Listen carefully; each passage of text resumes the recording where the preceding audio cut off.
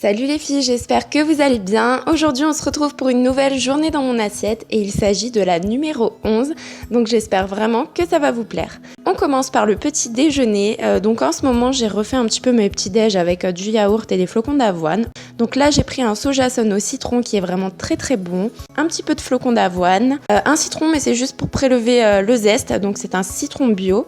Et quelques fruits, donc ici j'ai pris des framboises et des fraises. Donc tout simplement je viens mettre dans un bol un petit peu de flocons d'avoine et le yaourt au soja par-dessus. J'ajoute ensuite un petit peu de zeste de citron parce que je trouve que ça rajoute un goût supplémentaire. Et en même temps pour décorer c'est trop joli. Et il ne me reste plus qu'à couper quelques fraises, à déposer mes framboises dans le bol et voilà c'est déjà terminé. Moi c'est vrai que quand arrivent les beaux jours, j'adore manger des fruits le matin et des yaourts parce que c'est frais. Et enfin moi c'est vraiment ce que j'aime manger le matin. Là j'ai un petit peu arrêté de manger salé, c'est vrai que c'était plutôt cet hiver. Donc j'accompagne tout ça d'un jus, donc là c'était un jus banane orange industriel. C'est vrai que je fais pas encore mes jus moi-même parce que j'ai la flemme tout simplement, mais c'est vrai que je pourrais le faire.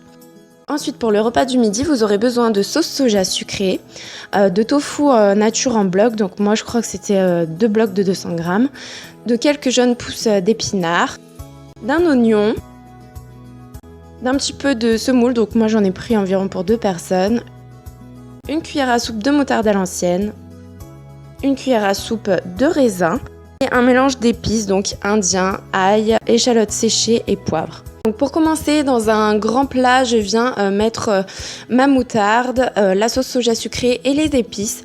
Donc je vais mélanger le tout, en fait ça va être pour faire une marinade. Et j'y ajoute mes petits raisins secs.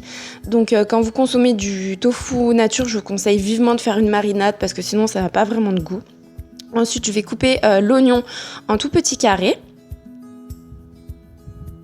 Et les blocs de tofu, donc je le coupe d'abord en 2, ensuite en lamelles et je termine par le couper en petits carrés. Après, vous faites comme vous voulez, si vous voulez le laisser en lamelles. Donc je coupe les 2 blocs parce qu'on va être 2 à en manger. Et j'ajoute tout ça donc à ma marinade. Je mélange bien pour que tout soit imprégné et je laisse reposer minimum 2 heures au frigo. Une fois que tout a reposé, je fais revenir mes oignons avec un peu d'huile d'olive dans une poêle.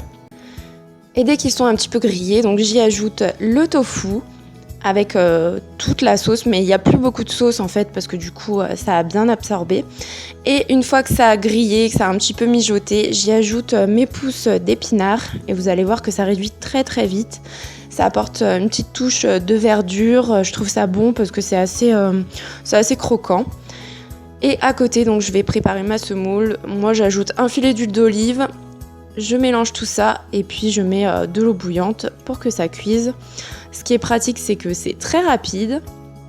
Donc voilà, mon tofu a terminé de cuire. J'égrène un petit peu la semoule et il ne me reste plus qu'à servir le tout.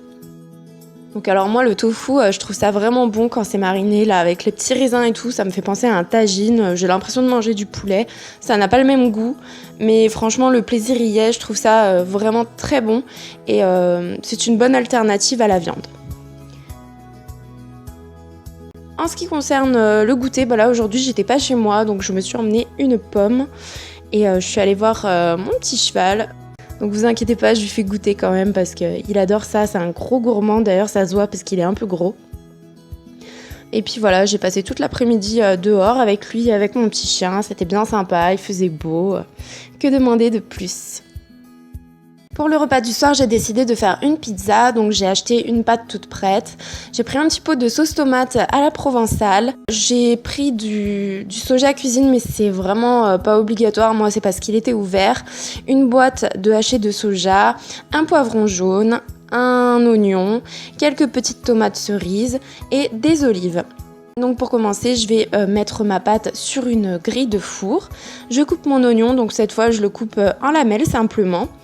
Je coupe également le poivron, donc j'enlève tout l'intérieur et je coupe des petites lamelles parce que je trouve que c'est plus joli sur une pizza, mais après vous faites au plus simple.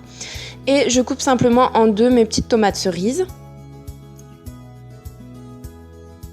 Dans une poêle avec un petit peu d'huile d'olive, je fais revenir la moitié de mes oignons, donc je garde de côté l'autre moitié, et le haché de soja. Je vais le laisser griller un petit peu. J'ajoute de l'huile d'olive parce que je trouve que c'est meilleur. Et la moitié de mon petit pot de sauce tomate.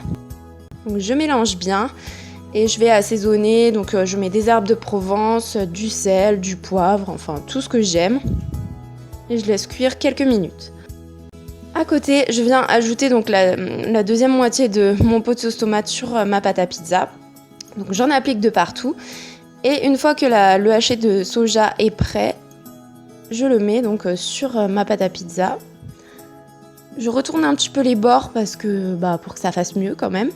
Et je viens décorer avec mes petits poivrons, mes tomates. Enfin voilà, c'est la phase cool, on va dire.